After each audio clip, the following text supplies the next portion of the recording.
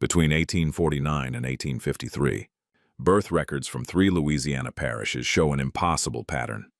17 sets of twins from plantation families gave birth within days of each other, their children sharing identical delivery dates, and one detail that terrified the local medical community. Every infant measured unusually large at birth, and the fathers were listed simply as Jacob. No surname, no origin, just Jacob. 7 of those twin mothers died in childbirth under circumstances coroners refused to investigate. The remaining 10 vanished within 2 years, explained away as nervous disorders requiring European convalescence. But in a disbanded medical college's archives, there exists a case study that tells a different story. One of systematic exploitation so cruel that 2 twin sisters were willing to burn everything down to expose it. Before we continue with the story of Jacob and the twin daughters who disappeared into history, hit that subscribe button right now. And tell me in the comments, where are you listening from tonight? I want to know how far this story reaches. The acquisition. How Jacob came to Louisiana. The Steamboat Manifest from New Orleans, dated March 1849, lists the arrival of the cargo ship Meridian's Fortune from Charleston, carrying cotton, tobacco, and 23 enslaved people purchased at auction. Among them was a man described only as Jacob, age unknown, 7 feet 2 inches, exceptional strength, mute. The merchant who brokered the sale, Silas Whitmore, noted in his private ledger that Jacob had been sold 3 times in 18 months, each previous owner eager to be rid of him despite his obvious value as a field worker. What Whitmore did not record was the warning the Charleston auctioneer had whispered. Some men are too dangerous to own, no matter how profitable they might seem. Jacob's origins remain obscured by the deliberate erasure that plantation record-keeping practiced when convenient. No bill of sale listed his place of birth. No previous owner's name appeared in the transfer documents beyond initials that could not be traced to actual estates. It was as if Jacob had materialized fully formed at a Charleston auction block, his past deemed irrelevant to his future as property. But the scars that covered his back told a different story, one written in the language of whips and chains and resistance that had been punished but never quite broken. The price paid for Jacob was recorded as $800, a sum that represented nearly twice the value of a typical field hand. Marcus Bellmont, who made the purchase through Whitmore's agency, had traveled to New Orleans specifically to acquire what he called exceptional breeding stock. He had studied the agricultural journals that circulated among plantation owners, publications that discussed enslaved people with the same clinical detachment they applied to cattle and horses. Strength, size, and temperament were the qualities Marcus sought. Intelligence was not desired. Intelligence created problems, fostered resistance, made property difficult to manage. What made Jacob particularly valuable to Marcus was not just his physical attributes, but his muteness. A man who could not speak could not organize others. He could not tell stories that might inspire rebellion or share knowledge that might awaken consciousness in those around him. His silence was seen as a feature, not a defect, something that would make him easier to control despite his intimidating size. Marcus believed he had found the perfect instrument for his plans, a man whose body could be exploited without the complication of having to manage his mind or his voice. The journey from New Orleans to the Bellmont estate took 6 days by riverboat and wagon. Jacob was transported in chains that weighed 30 pounds, excessive restraint even by the brutal standards of the time. The other enslaved people purchased alongside him were kept separate, forbidden from speaking to or approaching the giant man who sat in silence, his eyes tracking everything around him with an attention that suggested his muteness did not equal mindlessness. One woman, later identified as Ruth in plantation records, attempted to offer Jacob water during a rest stop. The overseer struck her for the kindness, and Jacob's expression as he watched this casual violence became something the overseer would later describe in a letter as unnervingly focused, as if he were memorizing my face for future reference. By the time Jacob arrived at Bellmont estate in late March 1849, Marcus had already prepared the isolated barn that would serve as his prison. The structure stood 200 yards from the nearest slave quarters, hidden from the main house by a grove of live oaks whose Spanish moss created natural curtains of privacy. Inside, Marcus had installed chains anchored to floor beams designed to hold animals far heavier than any human. But Jacob was no ordinary human, and Marcus was taking no chances with his valuable acquisition. The Bellmont twins, daughters of Louisiana's Cotton Dynasty. Isabelle and Evangeline Bellmont were born in January 1830 to one of Louisiana's wealthiest families, their father controlling over 6,000 acres of prime sugarcane and cotton land, worth an estimated $400,000. By 1849, at 19 years old, they represented everything plantation society valued: educated in French and music, accomplished in the arts of household management, beautiful in the delicate way that required constant maintenance through restricted diet and rigid corseting. Their daily routine was choreographed with the precision of a military campaign, every hour accounted for, every activity designed to prepare them for their eventual roles as mistresses of their own grand estates. The twins were identical in appearance, but had begun to diverge in ways that troubled their parents. Isabelle possessed a curiosity that extended beyond the acceptable boundaries of female education. She read philosophy when she was supposed to be practicing needlework. She asked questions about plantation finances that suggested an interest in understanding systems rather than merely accepting them. Most troubling to her mother, Catherine, Isabelle had developed the habit of learning the names of enslaved people who worked in the house, treating them with a courtesy that Catherine found dangerously inappropriate. Property did not require courtesy, Catherine reminded her daughter repeatedly. Property required only clear instruction and consistent discipline. Evangeline, by contrast, embodied the ideal that their parents had cultivated. She accepted without question the social hierarchy that placed her family at its apex. She understood that her beauty and accomplishments were tools to secure an advantageous marriage, that her value lay in her ability to manage a household and produce legitimate heirs who would inherit and expand plantation wealth. Where Isabelle saw human beings in chains, Evangeline saw the natural order of civilization. Where Isabelle felt discomfort at the violence required to maintain control over enslaved people, Evangeline saw necessary discipline applied to inferior beings who required guidance from their betters. The relationship between the twins had been strained since childhood, but by 1849 it had deteriorated into something approaching mutual suspicion. Isabelle could not understand how someone who shared her blood, her face, her history, could be so completely indifferent to suffering. Evangeline could not comprehend why Isabelle insisted on making their lives complicated with moral questions that had no practical answers. Their parents, observing this growing division, had begun to worry that Isabelle's influence might corrupt Evangeline, might plant seeds of doubt in the mind of their otherwise perfectly compliant daughter. The Bellmont household operated with brutal efficiency. Catherine managed 17 enslaved people who worked in the house, maintaining standards of cleanliness and service that visiting families envied. Marcus managed the fields and the larger workforce, implementing agricultural techniques he had learned from journals and correspondence with other progressive plantation owners. The twins occupied a space between these two domains, neither fully part of the household management, nor entirely separate from it. They were ornamental and functional simultaneously, their presence at dinner parties demonstrating the refinement that wealth could purchase, their supervision of small household tasks proving they possessed the practical skills required of plantation mistresses.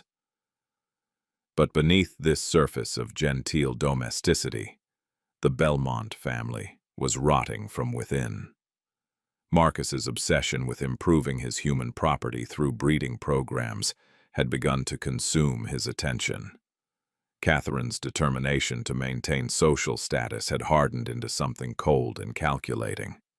And the twins, trapped between childhood and whatever future their parents were planning for them, had begun to sense that something terrible was taking shape, though neither could yet see the full horror of what Marcus intended. In the spring of 1849, as Jacob arrived at the estate and was locked in his isolated barn, the Bellmont twins were being measured for new gowns, practicing their French pronunciation, and preparing for the social season that would introduce them to eligible young men from neighboring families. They had no idea that their father's latest acquisition would soon transform their lives in ways that would make their current concerns about marriage prospects and social standing seem absurdly trivial. They did not know that within months they would be fighting, not for social position, but for their very survival. The purchase decision. Why Jacob was brought to Bellmont Estate. Marcus Bellmont made the decision to purchase Jacob in April 1849 after his plantation overseer, a man named Charles Ridgway, reported an increasing problem that threatened the estate's long-term productivity.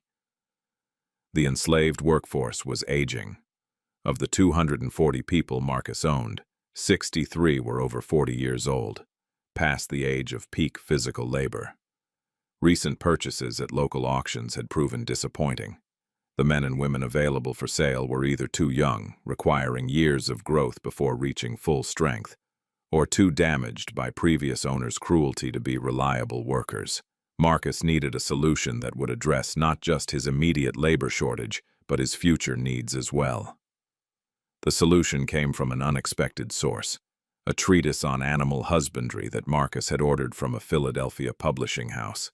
The document, titled Principles of Selective Breeding for Agricultural Improvement, discussed methods for enhancing livestock through careful management of reproduction.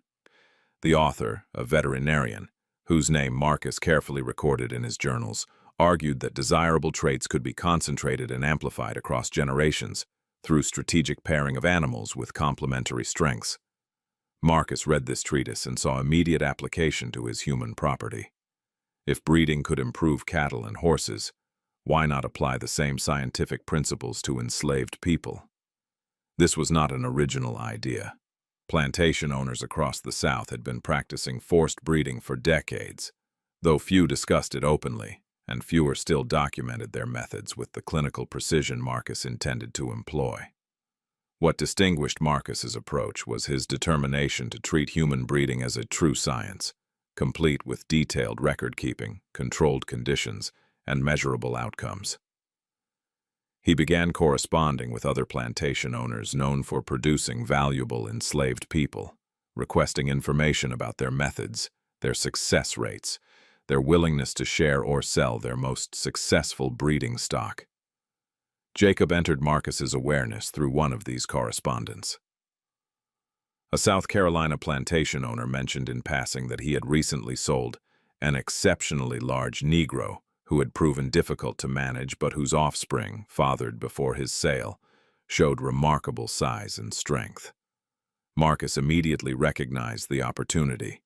A man of Jacob's physical attributes could potentially father dozens of children, each inheriting his extraordinary size, each becoming valuable property worth $800 to $1,000 at maturity. The mathematics were compelling, even accounting for high infant mortality rates and the costs of raising children to working age. The potential return on investment was staggering. But Marcus's vision extended beyond simple profit. He imagined creating a reputation as a scientific plantation manager, someone who applied modern principles to maximize efficiency and productivity. He envisioned other plantation owners studying his methods, purchasing his enslaved people at premium prices because of their documented superior qualities. He saw himself as a pioneer, advancing agricultural science by proving that human beings could be improved through the same careful breeding that had transformed wild animals into domesticated livestock. Charles Ridgway, when informed of Marcus's plan, expressed reservations that Marcus dismissed as squeamishness. The overseer worried that forced breeding programs created resentment and resistance among enslaved people. that children conceived through coercion often proved difficult to control as they matured. Marcus responded that control was a matter of proper discipline and that any resistance could be managed through the established methods of punishment and reward that had maintained plantation order for generations. Besides, Marcus argued, enslaved people were property. Property did not require consent, only proper management. The purchase was finalized in March 1849, and Jacob arrived at Bellmont estate with chains that suggested his previous owners had learned to fear him. Marcus saw these chains not as warning, but as confirmation. A man who required such restraint possessed a strength worth capturing and exploiting. The isolated barn was prepared with reinforced chains and locks designed for dangerous animals. Marcus intended to control Jacob's body completely, to reduce him to nothing more than a biological function in service of profit. What Marcus failed to consider was that a man's body could be chained while his mind remained dangerously free, observing, understanding, and waiting for the moment when chains might be broken. The quarters. Jacob's isolation from other enslaved people. Jacob was housed not in the communal quarters with other enslaved men, but in a separate structure near the main barn, a decision that Marcus Bellmont explained as practical necessity to anyone who inquired. A man of Jacob's extraordinary size required special accommodation, Marcus would say, gesturing vaguely toward concerns about structural integrity and proper ventilation. The explanation satisfied those who asked because it aligned with the logic of plantation management. Valuable property deserved protection, and Jacob represented a significant investment that required careful preservation. But the truth had nothing to do with Jacob's comfort or health and everything to do with control. The structure Marcus selected for Jacob's imprisonment was originally built in 1837 to house cotton processing equipment, before a newer warehouse was constructed closer to the river.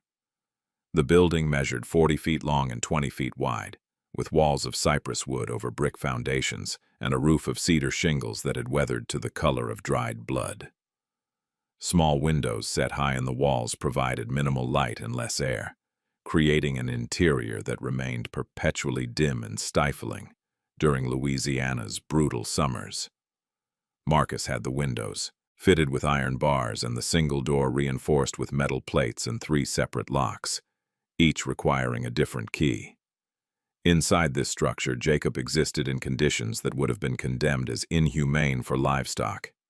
His living space consisted of a 10-foot square area in the southeast corner, where chains anchored to floor beams allowed him enough movement to stand, sit, or lie down, but not enough to reach the door or windows. The chains around his ankles weighed 15 pounds each. The collar around his neck, connected to a shorter chain that limited how far he could lower his head, added another 8 pounds. He was fed once daily, meals delivered by enslaved workers who were forbidden from speaking to him, and instructed to leave the food within his reach before quickly departing. The isolation served multiple purposes, each more sinister than the last. First, it prevented Jacob from forming relationships with other enslaved people, from learning the communication networks that existed beneath the surface of plantation life, from becoming part of the subtle resistance that enslaved people practiced despite constant surveillance. Second, it ensured that what Marcus planned to do with Jacob would remain hidden from most eyes, witnessed only by those whose participation Marcus could ensure through threats or coercion. Third, it reinforced Jacob's status as something other than human, something that required containment rather than community, something that existed solely for Marcus's purposes, rather than possessing any inherent value or dignity.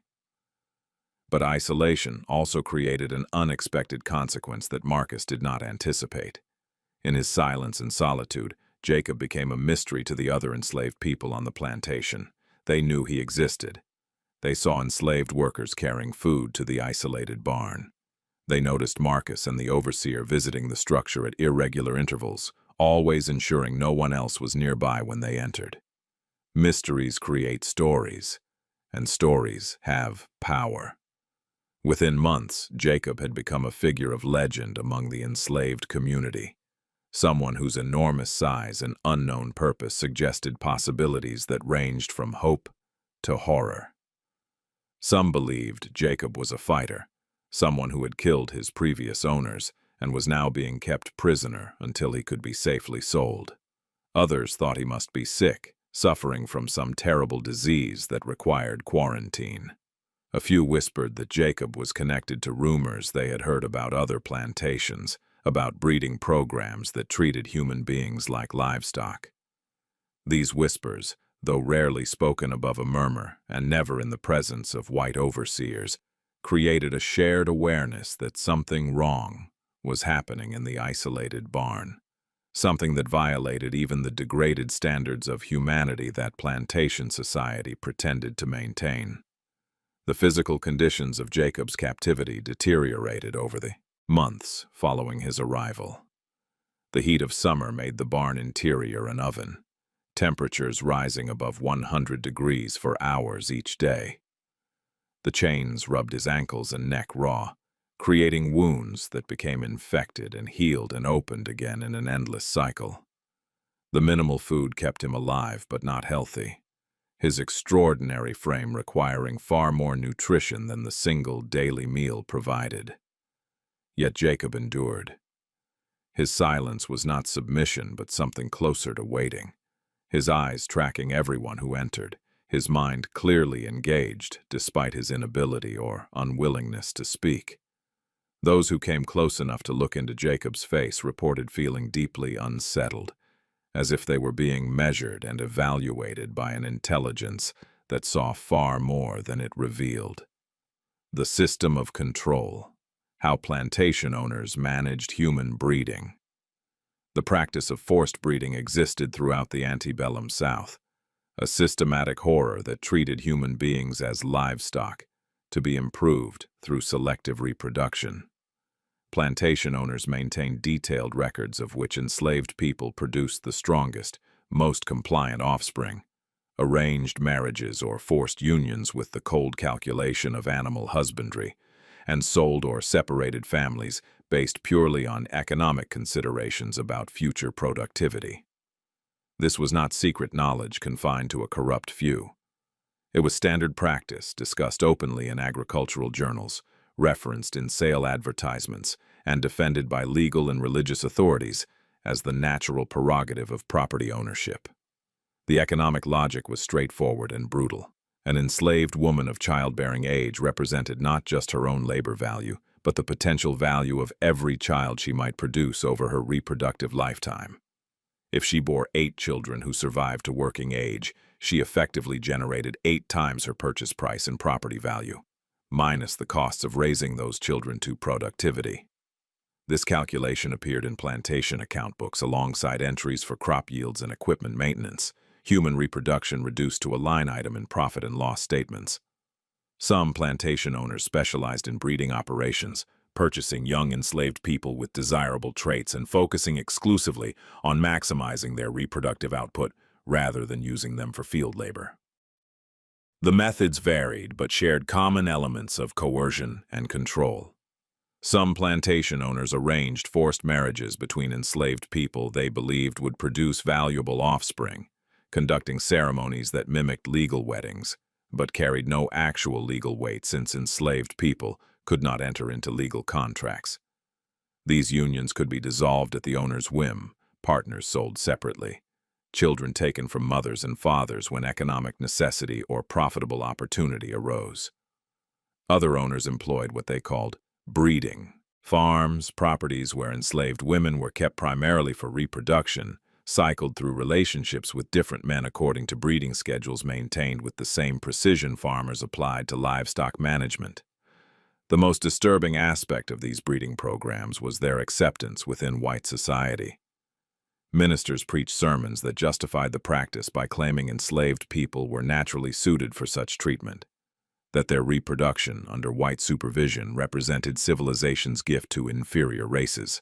Medical journals published articles analyzing the physical characteristics that made certain enslaved people valuable breeding stock, discussing human beings with the same clinical detachment, applied to agricultural animals. Legal codes reinforced the system by establishing that children born to enslaved mothers inherited their mother's status regardless of paternity, meaning that even children fathered by white men entered the world as property, rather than citizens. What made the Bellmont operation distinctive was not its existence, but its scale and systematic methodology. Marcus had studied the breeding programs of multiple plantation owners, corresponded with them about best practices, and synthesized their approaches into what he believed was a scientifically optimized system. He maintained detailed records of every enslaved person's lineage, tracking family relationships back 3 generations where possible, noting traits that appeared to run in families, identifying women whose previous children had shown desirable characteristics of size, strength, or temperament. His goal was to create what he called an improved labor force, enslaved people bred specifically for the demands of sugar and cotton cultivation in Louisiana's climate. The human cost of these breeding programs extended far beyond the physical violations involved. Enslaved women lived in constant fear of forced pregnancy, knowing that bearing children meant bringing new lives into bondage, yet having no control over their own reproductive capacity. Enslaved men watched their children sold away, their partners assaulted or coerced into relationships with others, their families destroyed by economic calculations that assign no value to human attachment or suffering. Children grew up knowing they were property first and people second, that their bodies and futures belonged to others, that no aspect of their existence was truly their own. By 1849, when Jacob arrived at Bellmont Estate, Marcus had been operating his breeding program for 6 years with mixed results. Some enslaved women had produced multiple children who matured into valuable workers. Others had miscarried repeatedly or given birth to children who died in infancy. Marcus attributed these failures to insufficient control over breeding conditions and to his failure to acquire what he considered ideal male breeding stock. Jacob represented his attempt to solve this problem, to bring scientific precision to what Marcus saw as the final variable, requiring optimization. He believed that with the right male specimen, properly managed, he could guarantee the production of exceptional enslaved people who would make his plantation the most productive in Louisiana. What Marcus could not imagine was that his own daughters would become variables in his terrible equation. First contact. When Isabelle encountered Jacob. Isabelle had ventured to the isolated barn in June 1849, carrying medical supplies for an injured field worker who had sought refuge there, or so she had been told by one of the house servants. What she found instead was Jacob, chained to the wall in a space barely large enough for a man of normal height, let alone someone of his extraordinary size. His eyes met hers with an intelligence that shocked her, a direct gaze that held none of the downcast submission she had been taught to expect from enslaved people. Despite his inability to speak, despite his brutal circumstances, there was a person looking back at her, someone who understood his captivity and recognized her as potentially different from those who had imprisoned him. That moment of recognition changed everything. Isabelle began to see the plantation system not as the natural order of things, but as machinery designed to destroy human souls. She stood frozen in the barn doorway, the medical supplies forgotten in her hands, staring at this man whose physical size should have been intimidating, but whose expression conveyed only a terrible, patient suffering. The chains around his ankles had worn grooves into his skin. The collar around his neck forced his head into an angle that must have caused constant pain. The space where he was confined smelled of unwashed bodies and waste, conditions that would have been unacceptable for livestock. Jacob watched her process what she was seeing, and something passed between them that Isabelle would later struggle to articulate. It was not attraction, though she would be accused of that repeatedly in the months to come. It was recognition of shared humanity across a divide that her entire society insisted was unbridgeable. She saw intelligence in his eyes, personality, humor even, darkly ironic that he should be looking at her with something approaching pity, when he was the one in chains. She approached slowly, setting down the medical supplies and moving close enough to examine the wounds on his ankles. Jacob did not pull away, did not show fear or aggression, only continued to watch her with that unsettling directness. Isabelle had been raised to believe that enslaved people were fundamentally different from white people, less capable of complex thought, more suited for physical labor, requiring guidance and discipline from superior beings. 5 minutes in Jacob's presence destroyed beliefs she had held for 19 years. When she finally spoke, her voice came out smaller than she intended. "Can you understand me?"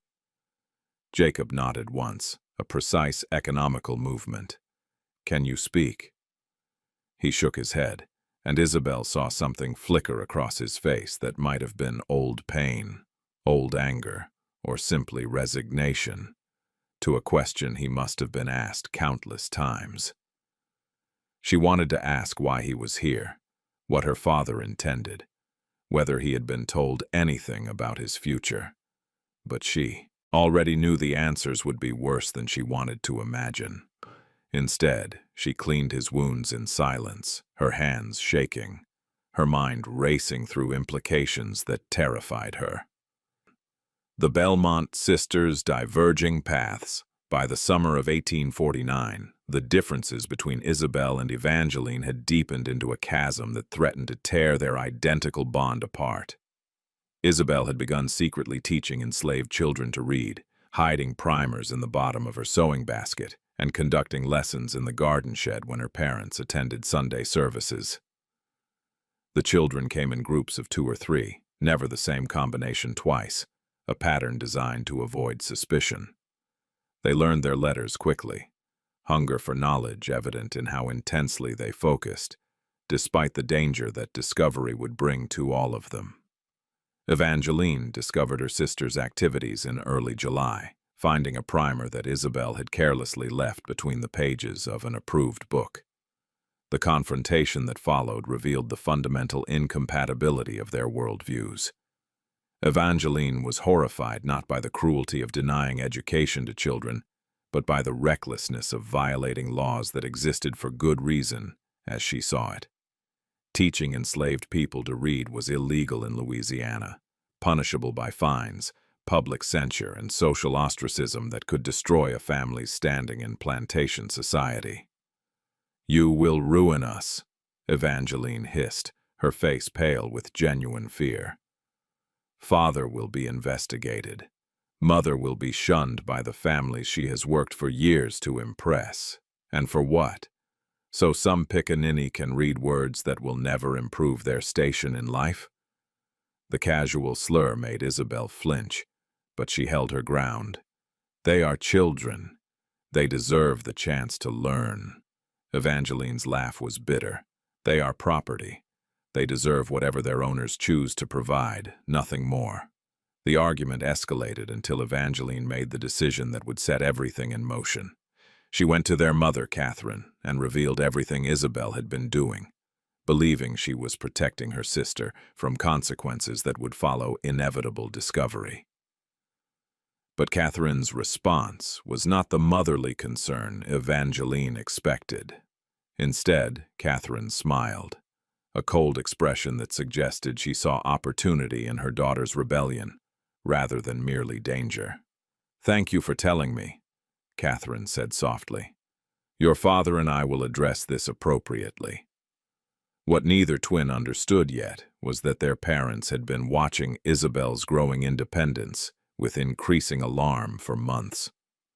Marcus and Catherine had been discussing solutions to what they saw as Isabelle's corrupting influence, ways to teach both daughters the reality of their position in society before their moral qualms made them unsuitable for the marriages that were being arranged.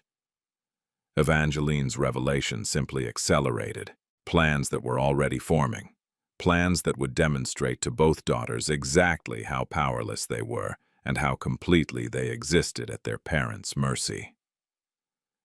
Marcus Bellmont's breeding program, the systematic plan. The ledger Marcus kept in his study, locked in a desk drawer whose key he wore on a chain around his neck, contained the details of his breeding program with a precision that revealed his methodical mind. Enslaved women between 15 and 35 were listed by name, age, health status, and complete reproductive history, including number of previous births, number of surviving children, complications during pregnancy or delivery, and estimated recovery time between births.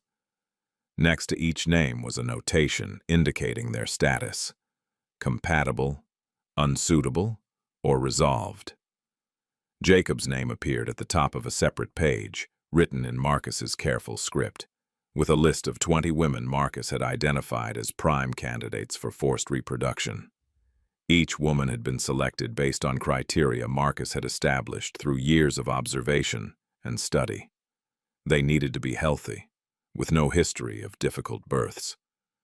They needed to be young enough that pregnancy carried minimal risk, but old enough to have proven their fertility. Most importantly, they needed to be psychologically manageable, women who had been sufficiently broken by the plantation system that they would not resist or could be coerced into compliance through threats against their existing children. But there was another section in the ledger, one that Marcus had written in his own hand and shown to no one, not even his overseer. This section outlined a contingency plan if the enslaved women proved insufficient for his purposes. Marcus had considered using white women from poor families, tenant farmers who worked land adjacent to his property, women desperate enough that they might be willing to participate in his breeding experiment in exchange for money. The payments he outlined were substantial: $300 per successful birth, enough to transform a poor family's circumstances. The moral implications of this plan seemed not to trouble Marcus at all. He had reasoned that if enslaved women could be bred like livestock, there was no fundamental difference in applying the same principles to white women of inferior social class. Poverty, in Marcus's worldview, indicated genetic inferiority just as clearly as dark skin did. Both represented categories of human beings who existed to serve the needs of superior people, the plantation aristocracy who possessed the intelligence and will to manage civilization's advancement. Most disturbing was the clinical language Marcus used throughout the ledger. He never wrote about rape or coercion or force. Instead, he used terms borrowed from agricultural journals: breeding sessions, reproductive cycling, genetic optimization. The human beings whose lives he was destroying through this program appeared in his records as data points, success or failure, measured purely in terms of whether they produced viable offspring with desired characteristics. This linguistic distancing allowed Marcus to maintain his self-image as a progressive, scientifically minded plantation manager, rather than a monster orchestrating systematic sexual violence. The first victims: enslaved women forced into Jacob's prison. 3 enslaved women were brought to Jacob's barn between June and September 1849, their participation in Marcus's breeding program documented only in the ledger he kept locked away.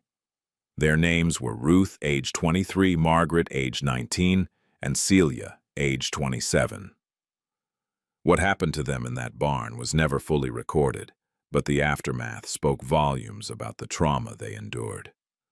Ruth was the first, brought to the barn on a June evening, and left there for 3 days. When she emerged, her eyes had taken on a vacant quality that never entirely disappeared. Margaret followed in July, selected because she had previously given birth to 2 healthy children and recovered quickly from both deliveries.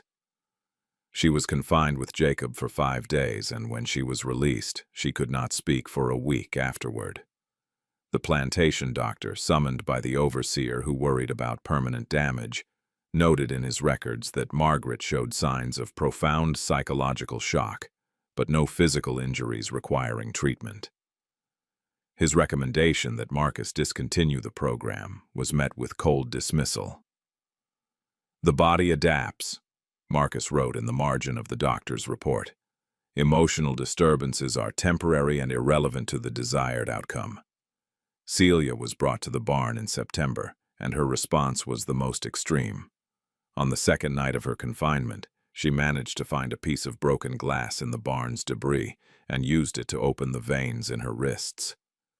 Jacob, despite his chains, managed to position himself to stem the bleeding, applying pressure with torn pieces of his own clothing, until morning, when the overseer discovered what had happened. Celia survived, but barely, and she never looked at another human being directly again, her gaze always fixed on some point in the middle distance where nothing existed that could hurt her. The trauma these women suffered extended beyond the immediate violations. Each became pregnant, their bodies transformed into evidence of Marcus's breeding program, their children destined to be property from birth. Ruth gave birth to a boy in March 1850 who measured unusually large for a newborn, exactly the outcome Marcus had hoped for. Margaret miscarried in her 4th month, the psychological stress overwhelming her body's ability to sustain the pregnancy. Celia delivered twins in May 1850, both girls of extraordinary size, both of whom she refused to hold or acknowledge, as if denying their existence might somehow undo what had been done to her. The other enslaved women on the plantation watched these 3 suffer and understood what was happening, even if they could not speak of it openly. Fear spread through the quarters like fever. Every woman of childbearing age wondered if she might be next, if Marcus's program would expand beyond the initial victims. Society's conspiracy of silence. The neighboring plantation families knew what Marcus Bellmont was doing. It was impossible not to know. Enslaved people moved between properties carrying messages and goods, and the network of communication they maintained beneath the surface of white society ensured that information spread quickly. The peculiar isolation of certain women, their subsequent pregnancies following weeks of absence from normal duties, and the unusual size of their infants created a pattern too obvious to miss. Dinner party conversations occasionally brushed against the topic with careful euphemism. Plantation owners discussing improving stock and breeding for desirable traits, while their wives exchanged knowing glances. Yet no one spoke against it directly. To question another man's management of his property was to invite questions about one's own methods, to suggest that moral considerations should constrain economic decisions, to undermine the entire philosophical foundation upon which plantation society rested. The conspiracy of silence was not passive. It was actively maintained through careful social engineering, through the understanding that everyone's prosperity depended on everyone else's willingness to overlook what could not be defended if examined too closely. The ministers who preached on Sundays about Christian virtue and moral living never mentioned the breeding programs they knew were operating on the estates of their most generous contributors. The doctors who attended plantation families treated the injuries and illnesses that resulted from forced breeding without commenting in their public reports about the causes they had witnessed firsthand. The lawyers who drafted contracts and wills that treated human beings as inheritable property never suggested that perhaps the law itself was monstrous. Everyone had invested too much in maintaining the system to risk its collapse by acknowledging its fundamental evil. This conspiracy extended to the women of plantation society, who understood more than they admitted about what was being done to enslaved women. They had their own complicated relationship with a system that elevated them based on their race while subordinating them based on their gender. White women could not vote, could not own property in their own names if married, had limited legal rights to their own children. Yet they possessed enormous power over enslaved people, particularly enslaved women, and many exercised that power with casual cruelty that suggested how completely they had internalized the dehumanization required to maintain plantation society. Catherine Bellmont was particularly skilled at navigating this moral complexity. She knew exactly what her husband was doing in the isolated barn. She knew which women had been taken there and what had happened to them. She managed the household enslaved people who whispered about it in corners they thought were private. And she said nothing. Did nothing. Because speaking against Marcus would have meant acknowledging that her own position, her own wealth, her own social status rested on the same foundation of systematic violence. To condemn the breeding program would be to condemn everything that gave her life meaning and security. Isabelle's discovery. Finding the breeding records. Isabelle found her father's ledger in October 1849, while searching his study for a banned book she had been told existed in his library. The accidental discovery became the moment that transformed her from a questioning daughter into someone willing to risk everything to expose the truth. She had entered the study during the afternoon when both her parents were attending a social gathering at a neighboring plantation, leaving her with several hours of unsupervised access to rooms normally forbidden to her. The ledger was not hidden precisely, but it was secured in a locked drawer whose key Marcus wore on a chain around his neck. Isabelle found the drawer through systematic searching, testing each piece of furniture until she discovered one that resisted opening. The lock was substantial, designed to prevent casual intrusion, but Isabelle had watched enslaved workers pick locks to retrieve items accidentally secured behind locked doors.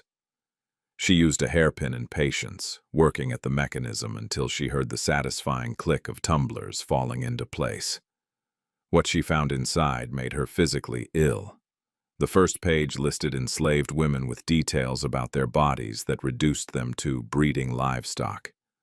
Measurements, weight estimates, notes about breast development and hip width, assessments of temperament that indicated which women could be coerced and which would require more forceful methods. Isabelle recognized names, faces attached to the entries. Ruth, who sometimes helped in the kitchen. Margaret, who sang while working in the garden.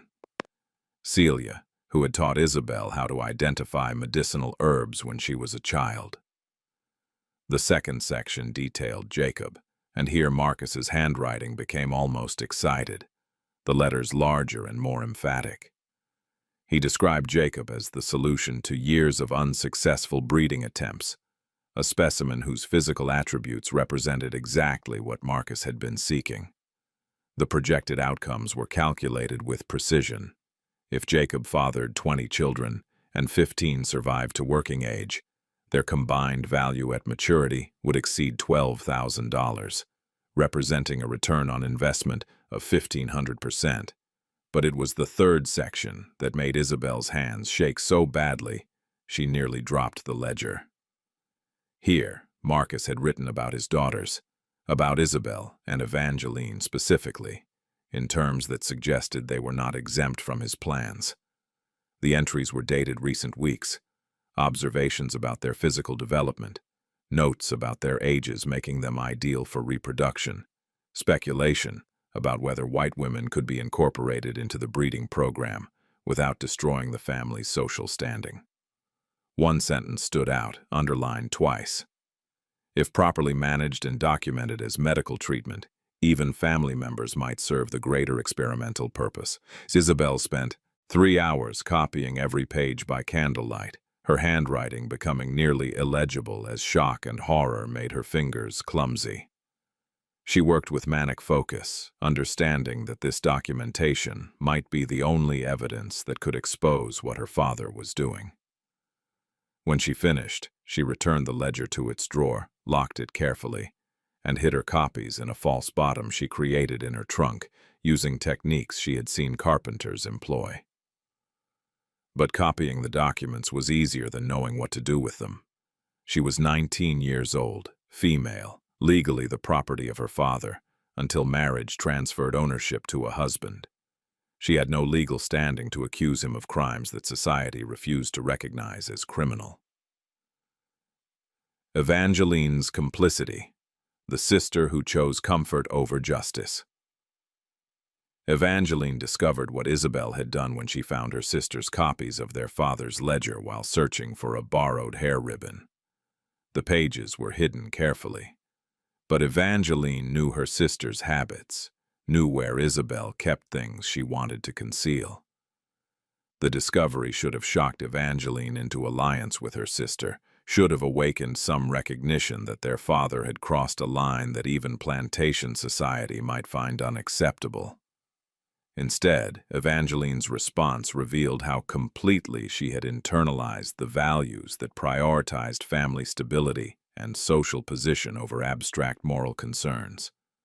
Her first thought was not horror at what the ledger contained, but anger at Isabelle for stealing and copying private documents. In Evangeline's worldview, the violation of their father's privacy was more offensive than the content of his breeding program. She understood intellectually that what Marcus was doing to enslaved women was brutal, but she had been taught since childhood that enslaved people existed in a different moral category than white people, that what would be unconscionable if done to someone like her was merely property management when done to property. The entries about potential use of white women, about the possibility of incorporating family members into breeding experiments, troubled Evangeline more than anything involving enslaved women. Here finally was a line she could not rationalize crossing. But her response was not to join Isabelle in opposing their father, but to try to convince Isabelle to destroy the copies and forget what she had learned. "We are women," Evangeline argued during a confrontation in their shared bedroom. "We have no authority, no legal standing, no power to change anything Father has decided. If you expose him, you destroy our family, our prospects for marriage, everything we are meant to become." Isabelle's response was fierce and immediate. "If we stay silent, we become complicit. We become part of the machinery that grinds people into nothing. I would rather have no prospects than build my life on this foundation." The argument escalated, voices rising until both sisters feared being overheard. Evangeline tried different approaches. Appeals to family loyalty, warnings about the consequences of accusations that could not be proven, suggestions that Isabelle was being manipulated by abolitionist ideas that she did not fully understand. When none of these arguments worked, when Isabelle made clear that she intended to find someone who would listen to her accusations and act on them, Evangeline made a choice that would haunt her for the rest of her life. She went to their mother, Catherine, and revealed everything. She told Catherine about the copied ledger, about Isabelle's plans, about the danger her sister's moral convictions posed to the family's stability. Evangeline believed she was protecting Isabelle from herself, saving her sister from consequences that would follow any attempt to expose their father publicly. But Catherine's reaction was not protective or concerned. Her smile when Evangeline finished explaining the situation was cold and calculating. "Your father and I have been aware of Isabelle's troubling tendencies for some time," Catherine said softly. "We have been discussing how to address them appropriately. You have helped us understand that more direct intervention is required." She thanked Evangeline for her loyalty and sent her away without explaining what intervention she meant. The trap. How the Bellmont parents responded to discovery. Rather than punish Isabelle directly, Marcus and Catherine devised something far more calculated, a response that would teach both daughters a lesson about the reality of their position in society and the futility of moral objections to systems larger than themselves. They had been planning something similar for weeks, ever since Catherine first noticed Isabelle's growing independence, but Evangeline's revelation provided the perfect justification for accelerating their timeline. In December 1849, they announced that both twins would be participating in a special treatment for their increasingly unsuitable tendency toward intellectual pursuits and moral questioning. The announcement came during dinner, delivered with the casual authority that parents of their class used when making decisions about their children's lives. "We have consulted with Dr. Harrison," Marcus said, cutting his meat with precise movements, "about a treatment that has shown remarkable success in correcting certain nervous dispositions in young women. The treatment involves a period of isolation and rigorous physical activity, designed to refocus the mind away from abstract concerns and toward practical realities. Both of you will begin this treatment in January." Isabelle understood immediately that this was punishment disguised as medical care, but Evangeline was genuinely confused. She had reported Isabelle's plan specifically to avoid consequences, and now she was being told she would undergo treatment alongside her sister. "Mother, I do not understand," Evangeline said carefully. "I have not displayed any unsuitable tendencies." Catherine's smile was thin and cold. "You are identical twins. If one of you carries a disposition toward moral weakness, the other must as well. It is simply prudent to address both cases simultaneously." The logic was nonsensical, but the power dynamic was crystal clear. Marcus and Catherine were demonstrating that their authority over their daughters was absolute, that even loyalty and obedience provided no protection if parents decided intervention was required. Evangeline began to understand with growing horror that she had made a terrible miscalculation. She had thought reporting Isabelle would earn parental approval, would distance herself from her sister's dangerous ideas, would protect her own future. Instead, she had provided Marcus and Catherine with the justification they needed to implement a plan that would destroy both daughters. Over the following weeks, as preparations were made for the treatment to begin, Isabelle tried repeatedly to discover what exactly the treatment would involve. Marcus refused to provide details, saying only that it would be educational and that both daughters would emerge with a much clearer understanding of their place in the world. Dr. Harrison, when questioned, became evasive and uncomfortable, suggesting that he had reservations about the treatment, but had been overruled by Marcus's insistence that it was necessary. The night before the treatment was scheduled to begin, Isabelle confronted her mother directly. "This is about Jacob, is it not? About what father is doing in that barn." Catherine's expression never changed.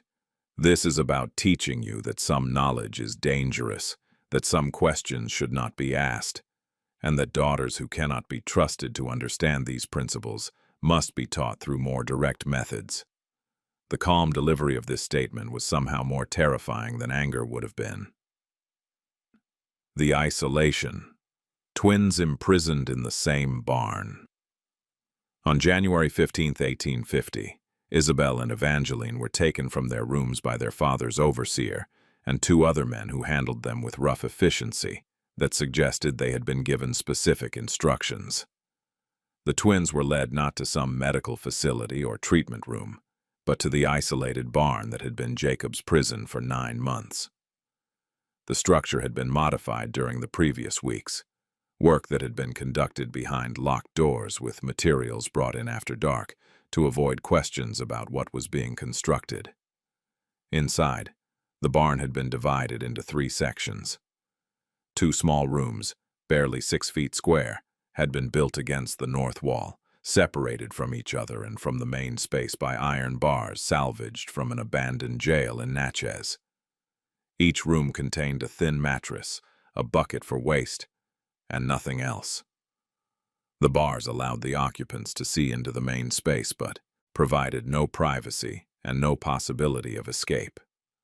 Between these 2 cages, in the center of the barn, Jacob remained chained as he had been for months, positioned so that he was visible to both rooms simultaneously. The overseer locked Isabelle in one cage and Evangeline in the other, then left without explanation.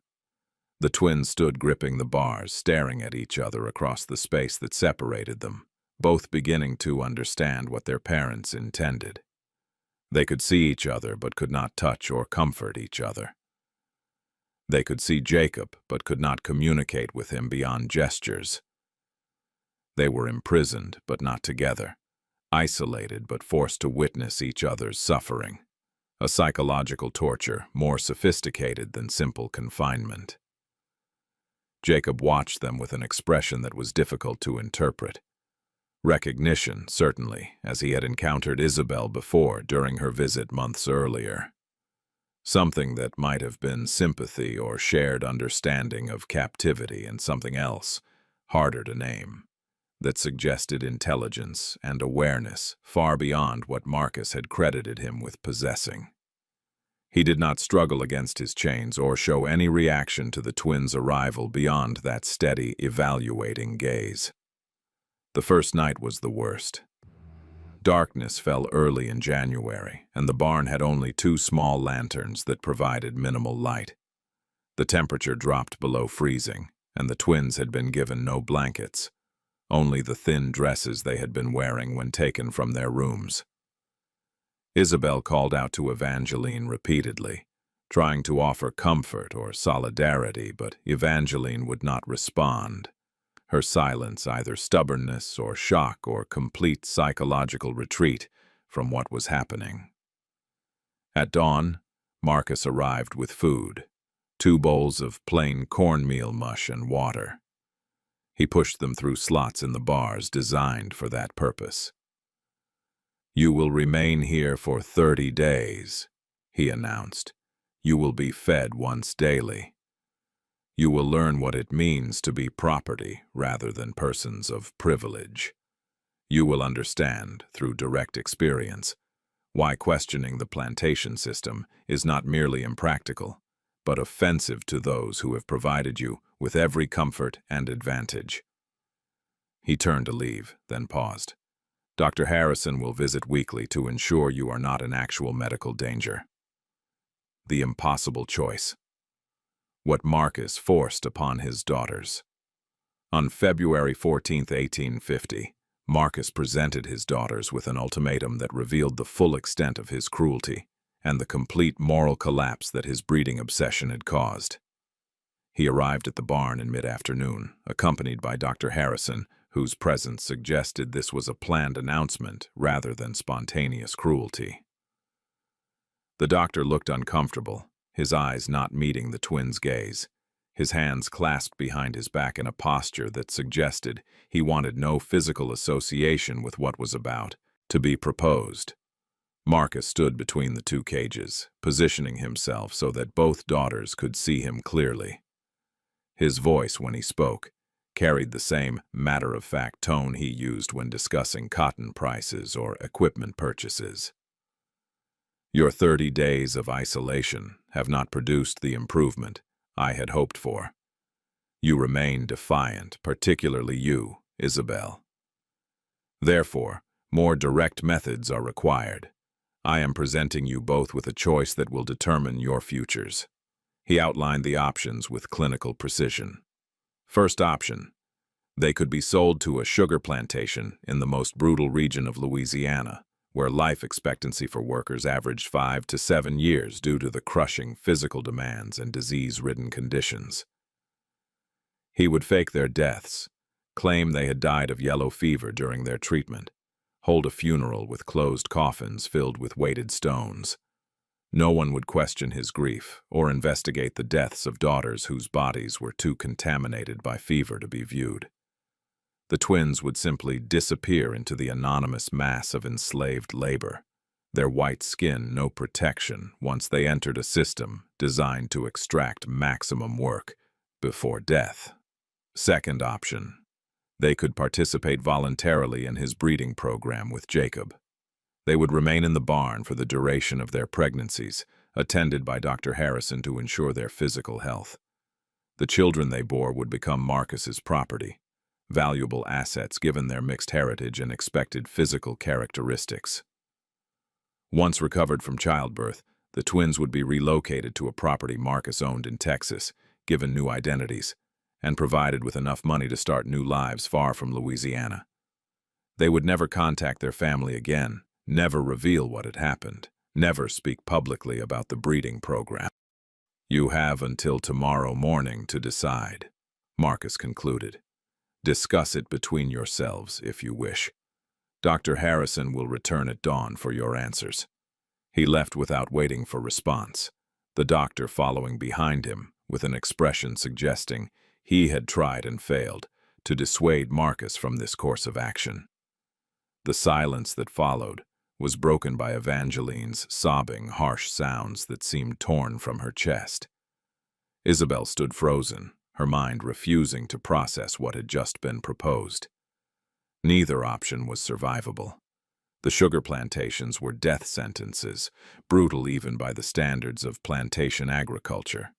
But the breeding program meant bearing children conceived through coerced rape, children who would be enslaved despite their white mothers, children who would carry the trauma of their conception throughout their lives. "This cannot be real," Evangeline finally whispered. "Father cannot mean this. He is trying to frighten us into the coercion." How consent was manufactured. Neither Isabelle nor Evangeline consented to what happened next in any meaningful sense. Yet the legal fiction of the time, reinforced by Marcus's careful documentation and Dr. Harrison's complicit medical records, would later record their participation as voluntary. They were not physically forced in the sense of being held down or beaten into submission. They were given the illusion of choice between two unbearable outcomes, and when they chose the option that offered a slim possibility of survival, that choice was documented as consent. This was the machinery of plantation society working exactly as designed, creating situations where the powerful could abuse the powerless while maintaining legal and moral cover. Marcus had consulted with lawyers about the proper documentation required to protect himself from future legal challenges. He had been assured that as long as the twins' participation could be framed as medical treatment for nervous disorders, administered with their consent and under a doctor's supervision, he would face no legal consequences regardless of outcome. Dr. Harrison's role in this manufactured consent was particularly disturbing. He was a respected physician, educated at medical colleges in Philadelphia and New York, a man who certainly understood that what Marcus proposed was rape by coercion rather than legitimate medical treatment. Yet he participated, examining the twins to confirm they were physically capable of pregnancy, providing medical justification for Marcus's plan by claiming that childbearing would stabilize their nervous conditions, documenting everything in records that treated human beings as experimental subjects in an agricultural breeding program. The morning after Marcus's ultimatum, both twins gave their answers.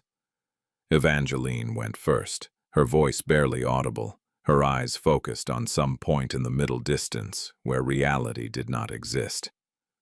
"I choose the second option." The words seemed to cause her physical pain, her body curling inward as if trying to protect itself from what she had just agreed to. Isabelle waited longer, thinking desperately of escape possibilities that did not exist, legal protections that were not available to her, moral authorities who might intervene if she could reach them. Finally, she spoke the same words, her voice flat and affectless.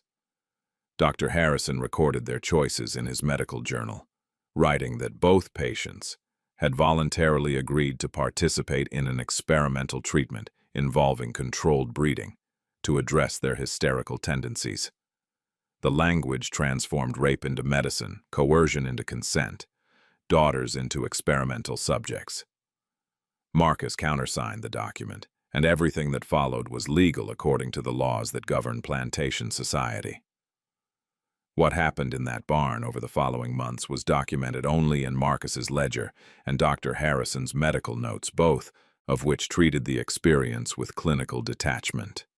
The psychological trauma, the daily horror of imprisonment and violation, the complete destruction of the twins' sense of safety and humanity, none of that appeared in official records. Jacob's humanity, the silent witness to his own exploitation. Throughout this horror, Jacob remained chained and mute, unable to prevent what was being done to him, any more than what was being done to the twins.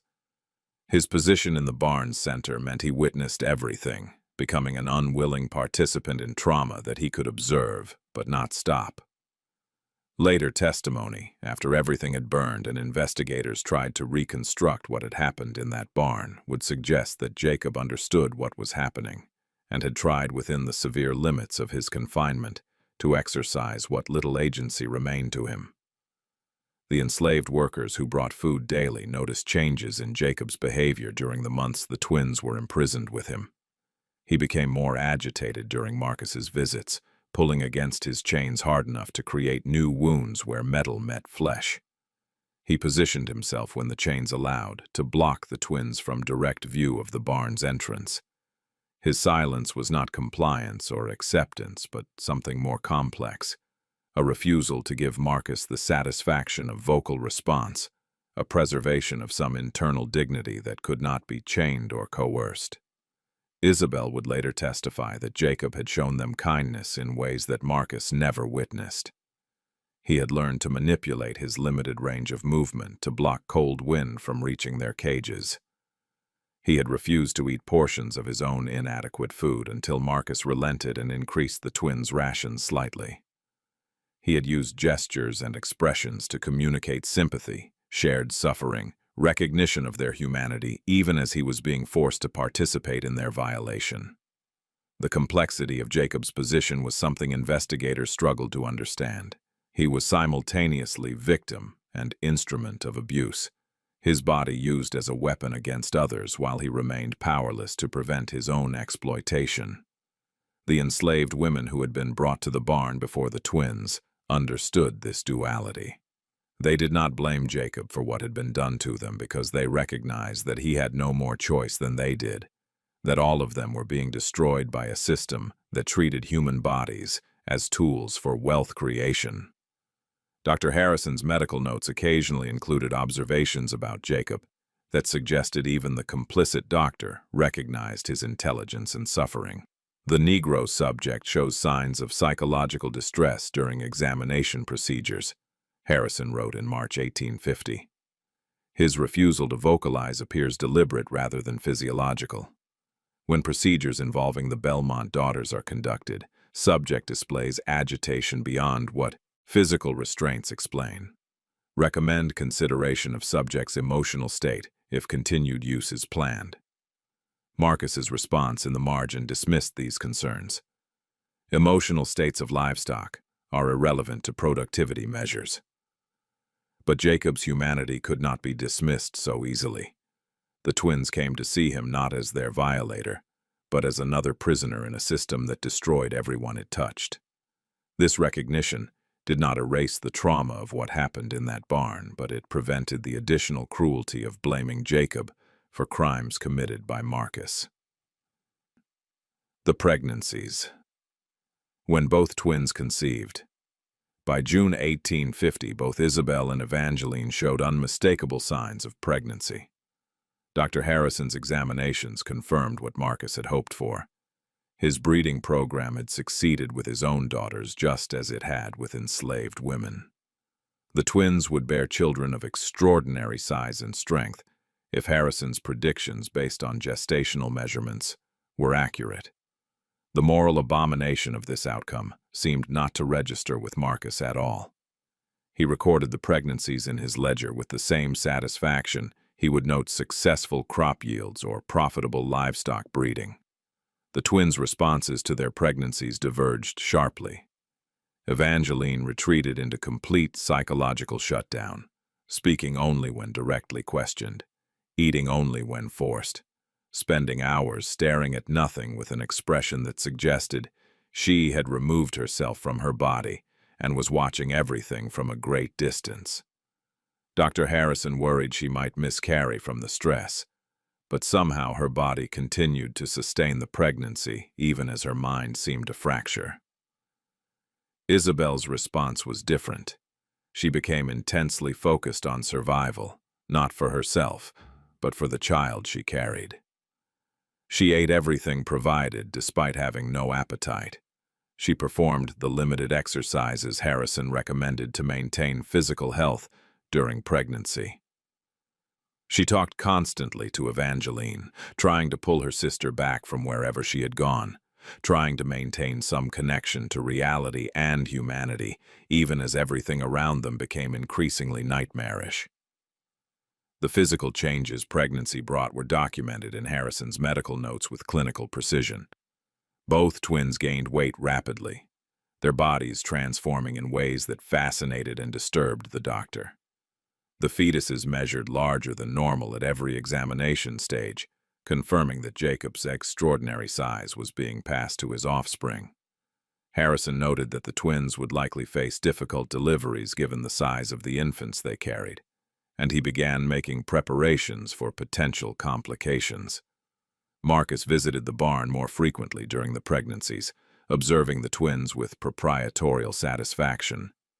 He spoke to them about his plans for the children they would bear, how he would raise his grandchildren as valuable property, how they would be trained from birth to be superior workers who would increase the plantation's productivity and value.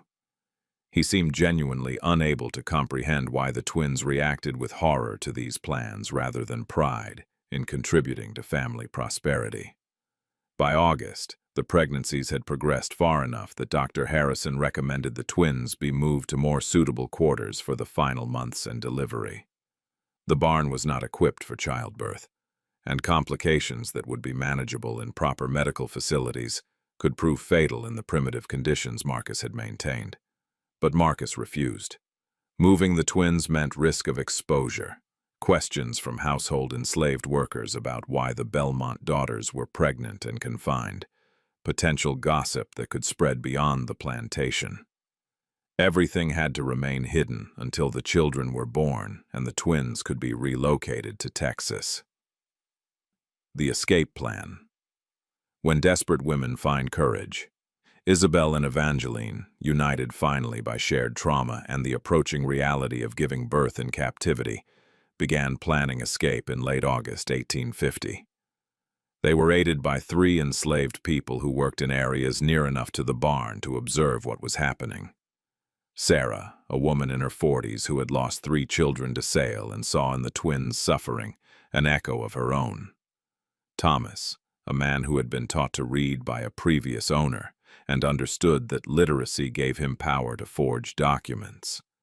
And Hope, a teenage girl whose remarkable name would prove prophetic in ways her mother could not have imagined when she chose it.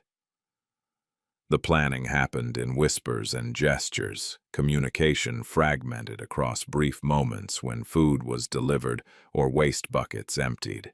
Sarah began hoarding small amounts of food from the main house, hiding dried meat and bread in cloth bundles that could be transported easily. Thomas located blank paper and a pen, materials he smuggled from Marcus's study during the chaos of a dinner party, and began practicing signatures from documents he could access. Hope, whose youth made her nearly invisible to white overseers, moved between the barn and quarters carrying information and gathering supplies. The plan they developed was desperate and unlikely to succeed, but it was preferable to the alternatives. The twins would wait until their pregnancies were far enough along that inducing early labor might produce surviving infants. Then Sarah would use herbs she knew to start contractions. In the confusion of childbirth, when Dr. Harrison was summoned and Marcus was distracted, Thomas would break the locks on the cages using tools he had stolen from the blacksmith shop. They would set fire to Marcus's study, destroying the breeding records and creating chaos that would allow them to escape in darkness. They would flee to the river, where Thomas knew a ferryman who might be convinced to transport them across, for the money they would steal from Marcus's safe during the fire. Every aspect of the plan could fail catastrophically. The herbs might not work or might cause complications that killed the twins or their infants. Thomas might not be able to break the locks in time. Marcus might discover the fire too quickly and stop it before it destroyed the records. The ferryman might refuse to help or might report them to authorities. Even if they reached the river and crossed it, they would be fugitives in a society that protected slave catchers and returned runaways to their owners.